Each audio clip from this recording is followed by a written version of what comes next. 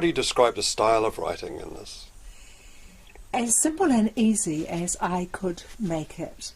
I wanted it to be a piece of work that anyone could read and share. I particularly thought that children around the age of between 8 and 12 who could read well would gather a great deal out of this, and that teachers could read it to their classes, that it could be an educational support to teachers who are learning and in training to begin to understand the complexities of having gifted children amongst them and children with big dreams. And so I wrote it so that parents could even read it as a night story to their children, paragraph almost by paragraph. And I made quite sure that the descriptions of the people and the characters were very solid and gave a clear idea of the kind of people who were around children on a daily basis in our communities in New Zealand, but often we don't know they're there. Yes, I think that's one of the brilliant things about this book. When you first read it, you think, oh, Shona's written this, but the language, it takes you to that world, doesn't it? Yes, well, I live in a dream world myself, and I've been a big-time dreamer and a storyteller, and I've written many stories for children, and I know how, or have learned how, you must give clear pictures of the place, of the time, of the mood, of the space that these characters are working in, and how to pen it quite quickly and make no doubt about the fact that this is a true character we're dealing with here. So I enjoyed that part of it. One of the hardest things for writers sometimes is knowing when to finish and knowing where to end. And how did you get on with that? Very poorly, I think, because I've written a sequel. Because I wanted only to talk about the childhood, and I went as far as beginning of a youth. But I realised that everyone who has read it is saying to me, we really want to know what happens.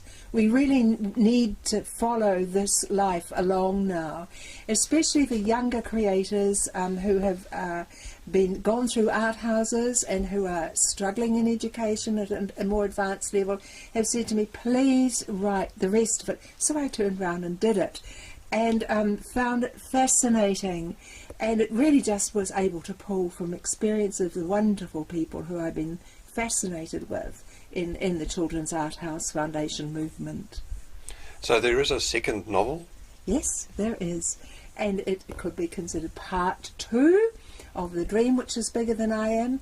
And it's about having a greater love for the community, of holding the bigger love, so that you can survive as an artist with vision. How do you get characters to actually sustain that? Because that's quite a big concept, isn't it? And it must be quite difficult, or is it? Well, it was challenging.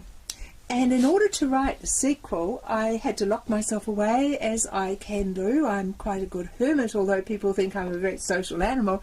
I'm a very good hermit, and I can be very focused. And so I am quite able to stay in my studio or room in my study and write for a week, just listening to music and literally dwell with these characters. And it's a great privilege, of course, to be able to do this. But I've been able to do this most of my life, so it's natural for me. And where do you want to take these stories? Where do you want them to go? Well, making a movie of the first one has been extremely challenging on a zero budget, but my word, the characters and the talent that stepped forward to make the wonderful movie from the book have thrilled me and expanded me. And I would like to make a movie of the second book.